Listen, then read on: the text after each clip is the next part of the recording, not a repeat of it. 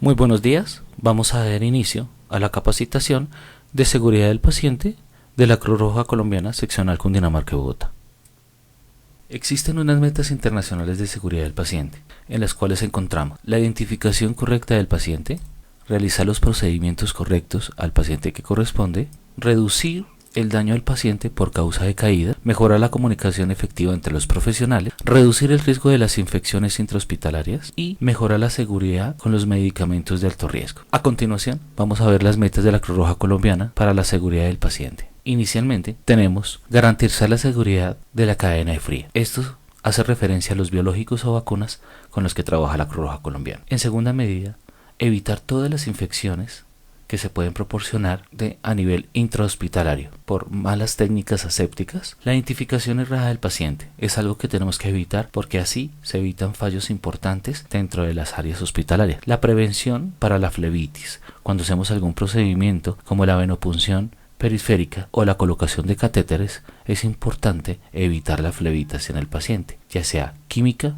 mecánica o infecciosa. También tratamos de evitar todo lo que son las reacciones adversas a medicamentos, realizando los DIS correctos en cada paciente. Tenemos también el traslado al sitio correcto y del paciente correcto.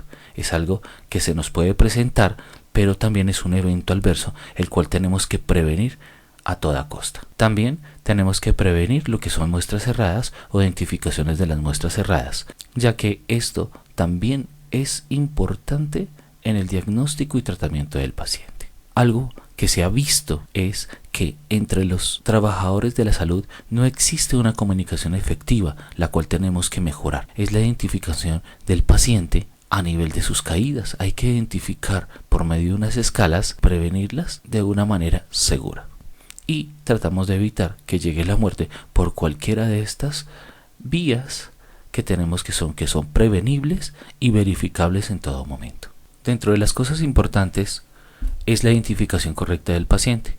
La identificación correcta del paciente se va a hacer de la siguiente manera. Llegamos al área hospitalaria, preguntamos en el stand de enfermería dónde se encuentra el paciente, verificando los nombres y apellidos completos del paciente. Cuando llegamos y hacemos contacto con el paciente, tenemos que presentarnos. Señor, ¿cómo está? Mucho gusto. Soy Eduardo González. Vengo del área de ambulancias de Cruz Roja Colombiana y va a salir trasladado.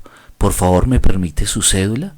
Cuando el señor nos permite su cédula o el paciente nos permite su cédula, vamos a corroborar el número de identificación, si es mayor de edad, si no es mayor de edad, y que los nombres sean completos y que sean acordes con todos los datos que nos proporcionó referencia en su debido momento en el formato de traslado o en la orden de servicio de traslado, ya sea digital o sea físico. Vamos también a verificar como seguridad su fecha de nacimiento, porque se pueden presentar homónimos y personas que sean mayores o menores de edad con el mismo nombre y el mismo apellido. Ha pasado frecuentemente que, por ejemplo, en los servicios de urgencias llaman al señor John González. Cuando se dan cuenta, hay dos John González dentro del servicio, pero uno es John Edward González y el otro es John Freddy González. Eso se llama un homónimo. Por eso la importancia de corroborar nombres y apellidos completos, número de identificación y fecha de nacimiento. Cuando nosotros cumplimos con nuestros 3 parámetros, se va a disminuir un evento adverso hacia algún paciente y hacemos una correcta identificación. Cuando usamos 2 o más identificadores para asegurar el proceso del paciente, estamos garantizando una correcta identificación. No se identifica al paciente por su ubicación dentro de la clínica, no se identifica al paciente por su ubicación, por su número de cama o cubículo, patología o características particulares. Nunca vamos a decir, allá el paciente de la 209, porque por error alguien pudo haber movilizado al paciente, lo movilizó a otro y nos estamos llevando un paciente incorrecto. El de la 209 estaba en el de la 208 y el de la 208 en la 209. Suele pasar de que cuando las señoras del aseo están haciendo su labor, pueden haber hecho un cambio. Puede haber un cambio y en estas características podemos estar trasladando al paciente incorrecto. La importancia de la identificación, también no podemos decir al señor, no, allá el señor que tiene la celulitis. No, está mal. Vamos a llamar siempre a los pacientes por nombres y apellidos completos. No, allá el señor que está, el cojito, el que no tiene una piernita. Tampoco vamos a utilizar esa terminología dentro de nuestra institución. Después de identificado la correcta identificación del paciente y que sí es el paciente, cada paciente debe tener una manilla. Vamos a identificar los riesgos del paciente. En cada cubículo del paciente tenemos nombres, apellidos, diagnóstico y el riesgo que tiene el paciente, donde encontramos en la cabecera del paciente ese formato donde están identificando al paciente. Vamos a identificar los diferentes riesgos: el riesgo de caída, las alergias, las enfermedades mentales, si está cuanticoagulado o no y si requiere aislamiento. Es importante dentro de nuestras instituciones tener en cuenta todos estos parámetros verificables y verificarlos para así disminuir cualquier riesgo ante el paciente. Cuando se mejora la comunicación entre los profesionales de la salud, se disminuye notablemente todos los riesgos que pueden contribuir hacia el paciente. La disminución de riesgos nos va a ayudar a fortalecer nuestro servicio de urgencias y la comunicación entre todos los profesionales de la salud. Cuando se reciben órdenes verbales, debemos primero escuchar, luego escribir, luego leer lo que ya habíamos escrito y confirmar la información que ya habíamos escuchado, que habíamos leído. Esto está garantizando la seguridad del paciente. Si nos dan una orden médica, primero vamos a escuchar muy bien la orden médica, vamos a escribir esa orden médica, vamos a leer nuevamente esa orden médica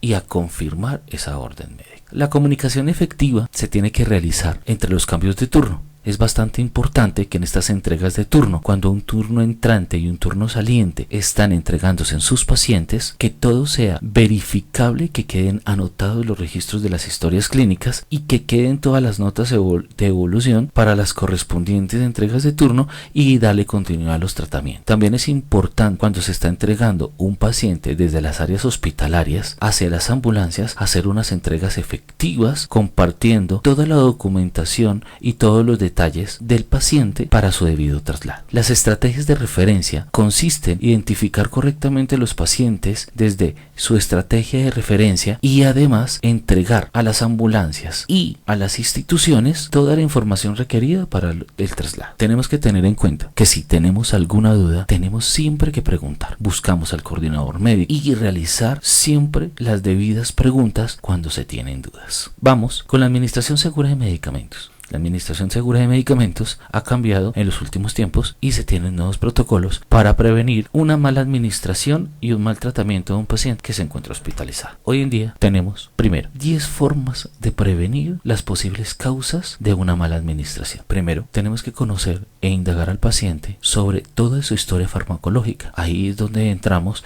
a preguntar qué medicamentos toma, a qué horas lo toma y por qué lo toma. Tenemos en una segunda instancia, vamos a indagar al paciente si es alérgico a algún medicamento. Dato importante, ya que tenemos que prevenir todas las alergias relacionadas con medicamentos. Cuando teníamos antiguamente los 5 correctos, teníamos algo importante que verificábamos si era el paciente correcto, verificábamos si era la vía correcta, verificábamos si era el medicamento correcto, verificábamos si era la dosis correcta y verificábamos si era la hora correcta. Después de largos estudios, también se llegó a concluir como el número 8, que en la tabla mostrada de Administración Segura de Medicamentos, informar y educar al paciente sobre sus medicamentos. Esto es importante, educar al paciente, ya que le va a proporcionar más seguridad al paciente cómo se va a tomar, a qué hora se va a tomar, por qué vía se lo va a tomar esa administración de medicamentos. Hacemos toda la verificación del paciente correcto preguntándole señor Julano de tal con nombres completos. En la orden médica escrita o verbal, como siempre la escribimos, miramos si es el medicamento correcto. Recuerde que hay medicamentos con nombres muy parecidos y con dosis muy parecidas, con recipientes muy parecidos. No podemos confiarnos en los recipientes. Cuando miramos la dosis correcta, vamos a mirar si sus medidas de masa son los correspondientes. Si son gramos, si son miligramos, si son microgramos, si vienen porcentajes, si hay que hacer alguna conversión, si hay que hacer algún tipo de dilución para la administración de ese medicamento. Recuerden que si no estamos seguros, preguntemos siempre ante la duda. En el servicio de ambulancias tenemos siempre un médico de turno, el cual está en la medicalizada y podemos hacer las debidas preguntas. Si está en el área hospitalaria, le preguntamos al coordinador de enfermería o al coordinador médico. Podemos también observar que todo lo que nosotros le administremos al paciente tiene que ser registrado en la historia clínica, ya sea magnética o digital. Esto es importante porque podemos darle continuidad al tratamiento y ser verificables con todas las órdenes médicas dadas durante su estadía hospitalaria. Ahora, importante después de toda esta administración de medicamentos, verificar y vigilar las posibles reacciones que pueda tener ese medicamento.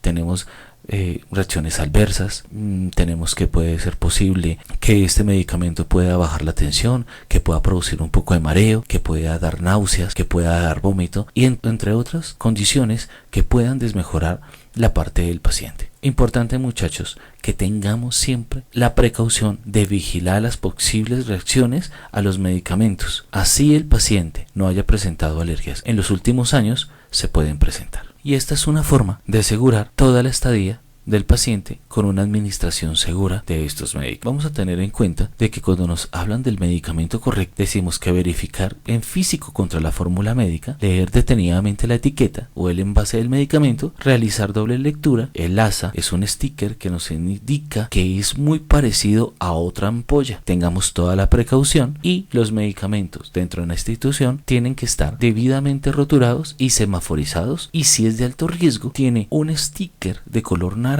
que dice que es de alto riesgo. Alto riesgo porque necesita ser diluido, alto riesgo porque sus concentraciones son muy altas, alto riesgo por muchas circunstancias. Tengamos por favor todas las precauciones en estas fórmulas. Cuando vamos a hacer la verificación de la dosis de la prescripción médica, tenemos que tener cuidado que son las unidades de medida de medicamento que sí vamos a administrar. Recordemos, tenemos porcentajes, tenemos gramos, tenemos miligramos, tenemos microgramos, tenemos mini equivalentes. Tenemos que tener esa precaución. Ante la duda, pregunten por favor. Si tienen alguna duda, no administren el medicamento y confirmen con su jefe inmediato o ya sea con el médico de turno. Vamos a entrar a otro tema donde vamos a evaluar a nuestros pacientes, ya sean adultos o pediátricos, con escalas diferentes e identificar los riesgos de caída.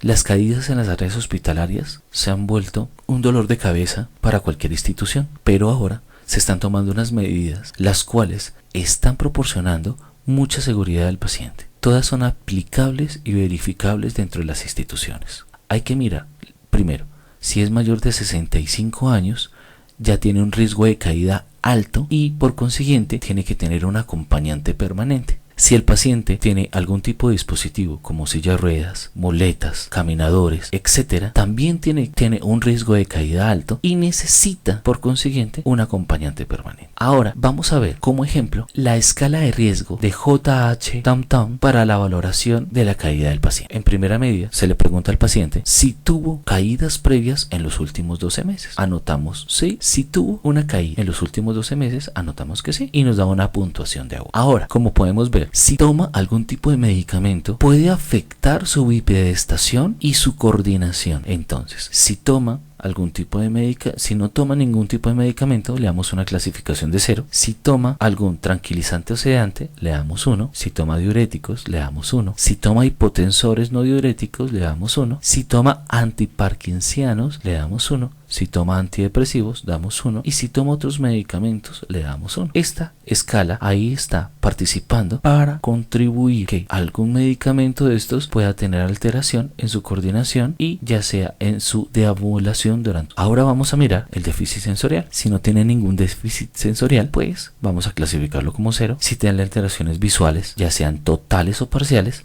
vamos a clasificarlo como 1. Si hay una alteración auditiva parcial o total, le vamos a dar una clasificación de 1. Y si tiene una alteración en las extremidades, le vamos a dar una clasificación de 1. El estado mental también es importante. Vamos a mirar si este paciente está orientado y le vamos a dar una clasificación de 0. Pero si también puede estar confuso y donde le vamos a dar una clasificación de 1, vamos a mirar también si necesita la deambulación es insegura con o sin ayuda y vamos a clasificarlo y tenerlo muy en cuenta, darle una clasificación de 1 y si realmente es imposible la deambulación de este paciente. Cuando vamos a clasificar esta medición, vamos a tener unos rangos para clasificar el riesgo de caída en el paciente. Si es menor a 7 puntos, no tiene riesgo. Si tiene entre 7 y 11 puntos, tiene un riesgo bajo. Y si es mayor a 12 puntos, tiene un riesgo alto. Recuerden que la escala de riesgo de caída en adulto y pediátrico es totalmente diferente y se evalúa. En este momento solamente estamos mostrando la escala de riesgo en adultos. Vamos a pasar al siguiente tema, que es la prevención de las infecciones a nivel hospitalario. Lo más efectivo que tenemos en este momento es el lavado de manos. El lavado de manos lo podemos hacer tanto con agua y jabón o lo podemos hacer con alcohol glicerina. El objetivo de este lavado de manos es, primero, por la Organización Mundial de la Salud, conocer los 5 correctos y tener la técnica correcta de los pasos sugeridos por la Organización Mundial de la Salud. Vamos a recordar cuáles son los 5 momentos para la higiene de manos, ya sea con agua y jabón o con alcohol glicerina. Primero, el primer momento que tenemos es antes de tocar al paciente. El segundo momento es antes de realizar cualquier tarea limpia o aséptica. Tenemos un tercer momento, que es después del riesgo a la exposición de cualquier líquido o fluido corporal del paciente. En una cuarta medida tenemos después de haber tocado al paciente. Y en un quinto momento tenemos después de haber tenido contacto con el entorno del paciente. Es importante que miremos la técnica de lavado de manos. Esta tiene que tener una duración entre el 20 y 30 segundos. Podemos demorarnos un poco más si queremos ser un poco más exhaustivos o si tenemos alguna duda. La técnica consta de 8 pasos. Primero, vamos a hacer toda la aplicación, ya sea de agua y jabón.